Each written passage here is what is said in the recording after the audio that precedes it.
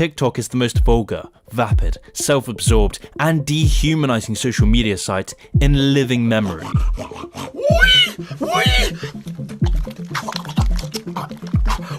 It's a platform marketed to teenagers which incentivizes underage girls to act like burlesque dancers in strip clubs for the viewing pleasure of sex-crazed teenage boys and literal pedos. This is why TikTok serves as a sewer pipe of projectile diarrhea aimed directly at our gawping mouths.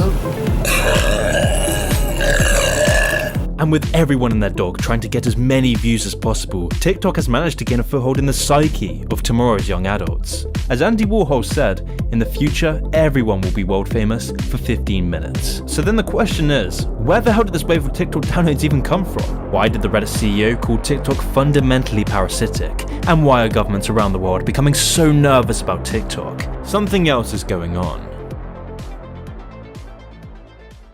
From the top, make it drop, that's some rap, and I get a bucket and a mop, that's some rap. It's no exaggeration when I say that TikTok is damaging society, which is a worrying fact when you consider that TikTok is being downloaded at an exceptional rate, garnering more downloads than Facebook, YouTube, or Instagram. And with this has come an unparalleled rise in the ethos. I mean, the majority of posts on the site look like underage girls either showing off their bodies or being explicitly sexual. For example, just look at the TikTokers such as Charli D'Amelio, a 16-year-old girl who does nothing but shake her ass, wear skimpy clothes, and dance to insipid, droog-like songs. From doing just this, she has gained over 100 million followers on TikTok, with so many of these followers being horny men. I'm so fucking horny! What's even worse is that most of these TikTok stars haven't even left school. But nonetheless, this is in turn incentivizing the girls watching to mimic that exact behavior and chase the same dopamine dragon. Hang on, I almost caught the dragon! You almost got me! TikTok's design then exploits these young, underage teenage girls who are trying to become internet famous by being sexy, and honestly, it's just disturbing.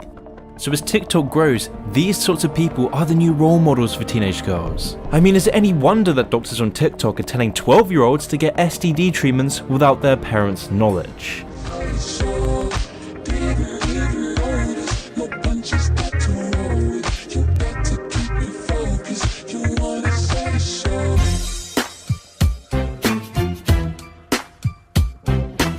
This is just one of the reasons why studies are now showing that the more of these short TikTok-style videos you watch, the more depressed you become, even for active people who exercise regularly.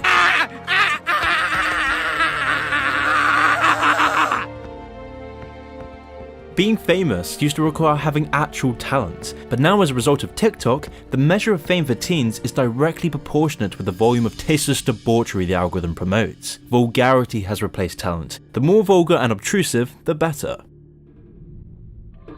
Hello. Who are you? I'm here to help you. I can make you rich and famous. Really? You just have to do one thing. Get naked in front of everybody and worship me. Does that really work? Of course it works. I will make you extremely wealthy.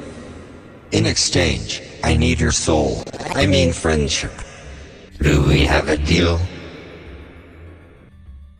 Deal.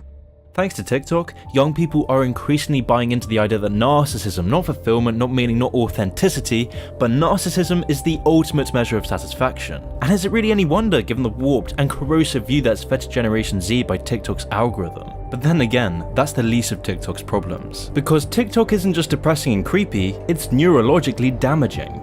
Never before have we seen attention spans drop so low. It's being reported that many in Generation Z have had their attention spans reduced to that of a goldfish. You would think this girl, like her fucking skin is growing onto this phone. She never goes anywhere without this phone in her hand, and she's always looking at it. Like, she can't talk to anybody for 5 seconds without looking at her phone, checking TikTok.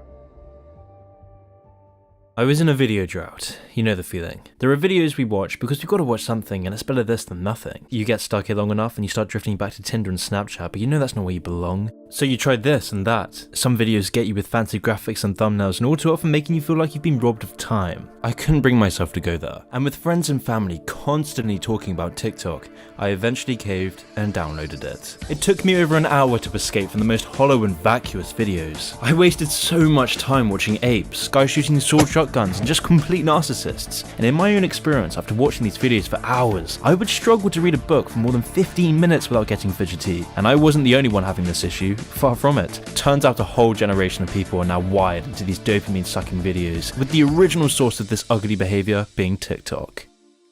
The way TikTok works is that it adjusts your mind to demand as much instant pleasure as possible. And if you don't believe me, just try watching a movie from the 50s, 60s or even 70s after going on TikTok. And I reckon in most cases within minutes you'll be wondering, when will something happen? And this is because TikTok uses social engineering tactics. And one of the most effective ones TikTok uses is called intermittent reinforcement. You can see intermittent reinforcements most clearly in a casino. For example, when you use a slot machine, you don't win every time or win the same amount, because not only would it cost the casino a ton of money, but if you did win every time, the excitement and fun of gambling would be lost. Because when we expect a reward after a certain action, we tend to work less for it. Yet when the timing of the reward or the certainty that we'll get it at all is unpredictable, we tend to repeat the behaviour with even more enthusiasm. If you're going fishing, for example, and you're on a boat for hours and hours and you finally catch that fish, it feels so much better than just buying it on the counter. This is because we as humans relish the joy of a hard-earned reward that much more. And so in the case of TikTok, a video has to capture a user's attention very quickly to cause them to watch the whole thing. If a video doesn't capture your attention within a couple of seconds, it's swiping onto the next one. And so after countless videos fail to give you that dopamine rush, you will finally find that gem, that video you never knew you wanted so badly. Hey you guys, I'm here at the Minnesota State Fair and Peppa, what are you doing at the Minnesota State Fair? Only for our attention to last another 30 seconds or so before being hypnotized by the next video over and over. This can go on for hours, and the scrolling nature of TikTok allows you to watch the first couple of seconds of hundreds of videos, occasionally finding that one that gives you that rush of dopamine. So when you look at TikTok, it's interesting because it is a scroll, but they've actually done something new, I want to say, in some ways. And they have the vertical scroll, which is what you have on Facebook. For example, you're scrolling up on the news feed. But what this does is if you stop on a video and you like that video, it'll restart that video. So in a sense, you've got a horizontal scroll going on pleasurable content, and you also have a vertical scroll going, both. So it'll just auto load, and you'll be in this pleasurable dopamine state, carried away. It's almost hypnotic, You'll keep watching and watching, and then if you want to scroll up, there you go on the traditional scroll again to the next. And there goes that dopamine hit again. This is leading to a huge decline in Generation Z's short-term memory and attention span, which is why TikTok serves as an opiate to the masses, reducing our mental, moral, and physical capabilities in return for that sweet dopamine hit. Oh, but I agree. I think we have no idea what technology is, how it's going to impact in the long run.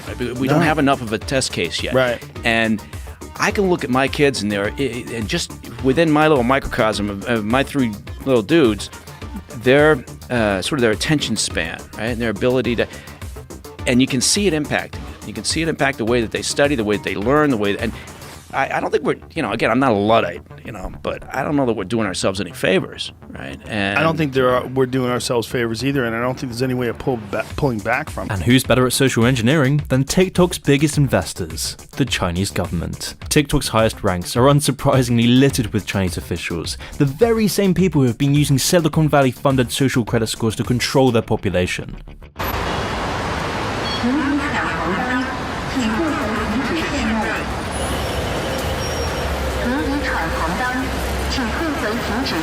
This is just one of the many, many reasons the Pentagon declared TikTok a cyber threat. Really? I think the U.S. military has instructed all personnel to stay off of TikTok, or not to use TikTok. Yeah, really? Yeah. Again, because of the same concern. The whole idea is this platform, because these companies can argue all they want to that they're independent from the Chinese authorities, but ultimately if the Chinese authorities knock on their door and say, we would like access to your database because we want to hoover up all the information about every U.S. military person that's stationed wherever, or they're going to do it. They're trying to get one of the top TikTok executives in here. Really? Yeah. Interesting. It's considered a cyber threat. Yeah. Lieutenant Colonel Robin Ocha, an Army spokeswoman, told military.com, we do not allow it on government phones. There you go. Whoa. Look at that. a cyber threat. But TikTok turning us into brain-dead goldfish consumers is just one cog within the TikTok cancer, because as you become addicted to the app, you ignore TikTok's privacy page, a privacy page that literally admits to collecting as much data as possible from metadata, GPS location, and pulling all contact information from your Facebook, Instagram, and phone. But even worse, TikTok was caught monitoring what users were typing even when they were typing on different apps. So where does all this data go? To the Chinese government. By law, TikTok has to provide all the data on its users to the Chinese government. This is why the amount of user information and data collected by TikTok is much higher than other social networks. More teenagers are on TikTok now than use Facebook. It counts millions and millions and millions of Americans as users, but it is owned by a Chinese company that includes Chinese Communist Party members in leadership, and it is required under Chinese law to share user data with Beijing. And TikTok has admitted that it has sent user data to China. To put it bluntly, this is a major security risk for the American people.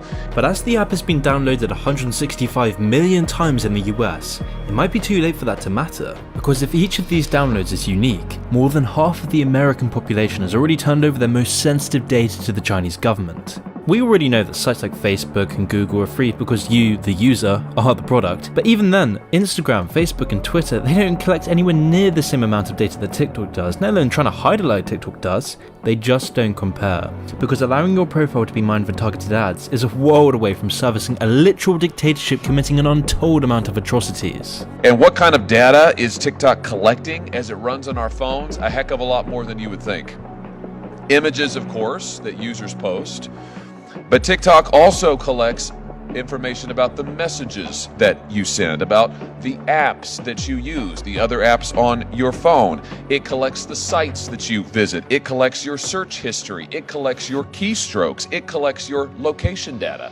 It stores all of this and maybe lots more. And I can tell you, as the father of two small children, who already have many of their friends on social media, even though they're quite young, I find this absolutely horrifying, and we know that it's a national security risk. Since our last hearing on this subject, the Pentagon, the Department of State, the Department of Homeland Security, and the TSA have all banned their employees and service members from using TikTok on government devices. In fact, the Pentagon even went so far as to say that employees should have their children uninstall TikTok from their personal devices. It was for these exact reasons that the CEO of Reddit claimed that TikTok was parasitic. The CEO claimed, "The fact that it's always listening and the fingerprinting technology they use is truly terrifying, and I could not bring myself to install an app like that on my phone." He also added, "I actively tell people don't install that spyware on your phone." But then again, maybe sending off your biometric data back to an authoritarian regime is worth it for the high caliber TikTokers. Just shake that ass for Joe Biden. We don't actually like him, but what to do? Just vote blue, get Trump out of office and start new. Was that transient rush of narcissistic fulfillment really worth it for promoting an app that is literally designed to give your data to a country that openly wants to take over the world? Maybe it is. Maybe TikTok deserves some credit, because the unprecedented psychological changes it's bringing to Generation Z is truly remarkable. It's almost as if TikTok is China's attempt at pushing their propaganda out to the world. I mean, that would explain why researchers have grown worried that the app could prove to be one of China's most effective weapons in the global information war, bringing Chinese-style censorship to mainstream US audiences and shaping how they understand real-world events. The imprisonment of more than 1 million Uyghurs, the corruption of upper-level party members, pro-Taiwan, pro-Hong Kong, pro-Tibet movements, all of it is censored. Anything that's a news source must be in line with the version of the world China wants people to see. This is because China has caught on to the fact that those who control social media algorithms pick the president. Most powerful people in the world today are the people who are writing the algorithms for Twitter and Facebook and Instagram, because they're controlling the spread of information. They're literally rewriting people's brains. They're programming the culture. The day is coming when the politicians realize that these social media platforms are picking the next president, the next congressman. They're literally picking. So if sites like Facebook and Twitter can influence politics in such a huge way, what can a ruthlessly dystopian communist regime do? As the analyst Ben Thompson observed, it is conceivable that TikTok's algorithm could be changed almost invisibly to promote videos that could help further China's political goals. You know, for example, TikTok could subtly show just 2% more pro-Biden content than users would usually see, and a million of these small nudges could tip things in a direction that is more favourable to Beijing's interests. This is why China has been pouring a ton of money into getting TikTok widely used through a campaign of paid content creation and marketing, because once they got their wide-scale buy-in, China had free reign. China could start growing its cultural influence, and it's really working. Considering right now, tonight, a ban on Chinese social media apps, especially TikTok. We're certainly looking at it. We've worked on this very issue for a long time. Would you recommend that people download that app on their phones? Only if you want your private information in the hands of the Chinese Communist Party. The ignorance to TikTok is still pervasive. TikTok is downloaded thousands of times every hour, and the British government continues to allow the owners of TikTok to establish a headquarters in London. It just highlights Britain's pathetic dependence on China for easy money, because in our clown society, the desire for cheaper goods is worth more than the price of freedom. With all this knowledge out there, we still see TikTok use growing exponentially, because celebrities, governments and the media continue to promote it. Everywhere you go, TikTok links are dished out, and with everyone promoting it and trying to get that 15 minutes of fame they crave, you'll end up feeling like you need to see what's going on. Because if you've got your friends on there, you've got celebrities, politicians and the media companies like the BBC promoting TikTok, you might feel a need to download the app. You want to know what everyone's talking about, you need to feel that affinity with your peers. And that's why there's no discernible backlash against TikTok. It's all predicated on conformity.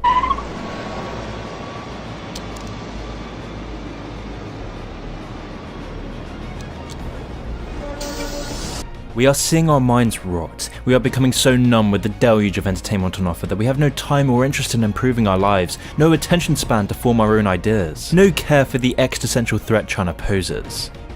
We have to stop watching TikTok videos. We have to stop downloading TikTok. We have to completely reject this app before it's too late.